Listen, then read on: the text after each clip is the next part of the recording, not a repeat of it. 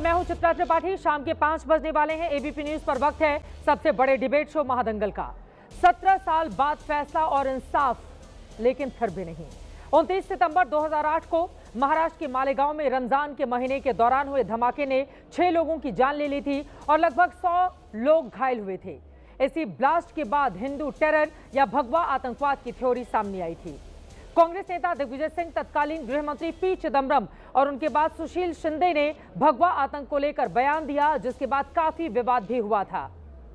जिसके बाद मालेगांव ब्लास्ट में साध्वी प्रज्ञा ठाकुर को आरोपी बनाया गया। बाद में भोपाल से बीजेपी के सांसद भी बनी। उनके अलावा सेना के 2 अधिकारी, लेफ्टिनेंट कर्नल श्रीकांत पुरोहित और मेजर रमेश उपाध्याय को भी आरोपी बनाया गया था। लेकिन आज एनआईए कोर्ट ने अपने फैसले में सभी आरोपियों को बरी कर दिया। कोर्ट ने कहा कि आरोपियों के खिलाफ विश्वसनीय सबूत नहीं है। कोर्ट के फैसले के बाद बीजेपी एक बार फिर से कांग्रेस पार्टी पर हमलावर है। भगवा आतंक की थ्योरी अदालत में फेल होने के बाद कांग्रेस से लगातार माफी की मांग बीजेपी की ओर से की जा रही है। आज महादंगल में पूछेंगे, क्या भगवा आतंक पर कांग्रेस ने झूठ बोला? क्या भगवा आतंक कहकर कांग्रेस ने हिंदू धर्म को बदनाम किया?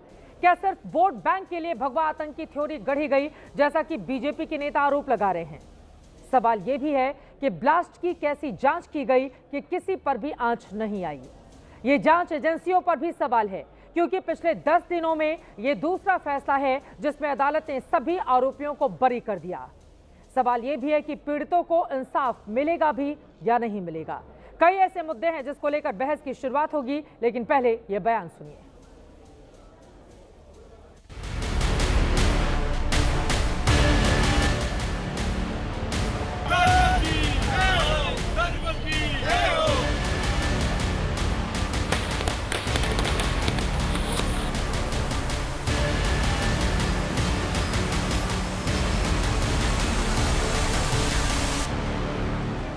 Extremely grateful to the environment, to my nation, and all those who stood by me. There cannot be a better organization than the Indian Army. I was accused of something. I'm out of it. I'm happy about it. Congress प्रणीत UPA सरकार ने भगवा आतंकवाद, हिंदू आतंकवाद, ये narrative set करने के लिए षड्यंत्र रचा।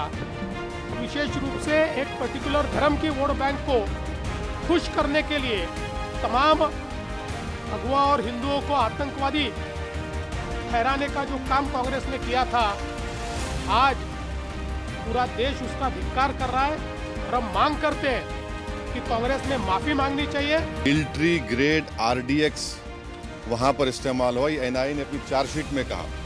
अब ये मिलिट्री ग्रेड आरडीएक्स इस्तेमाल हुआ तो फिर ये कहां से आया? कौन है? अगर वाकई में जिन लोगों ने ये किया है वो तो खुले फिर रहे हैं। फिर हम मोटा मोटा सवाल यही कर रहे हैं कि क्या मोदी सरकार, क्या महाराष्ट्र की सरकार सुप्रीम कोर्ट जाकर इस जजमेंट पर स्टे लगाएगी, नहीं लगाएगी? 7 आरोपी निर्दोष साबित हुए हैं।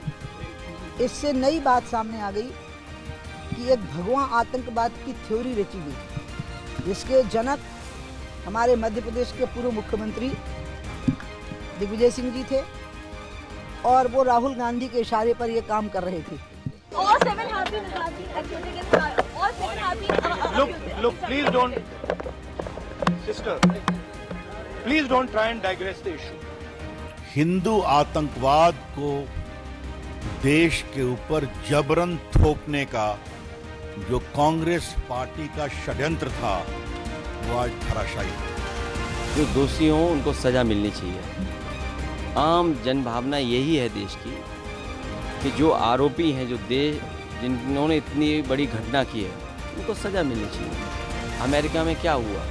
कहीं ऐसा तो नहीं न्यूज़ को दबाने के लिए नई न्यूज़ कि हिंदू कभी टेररिस्ट नहीं हो सकता,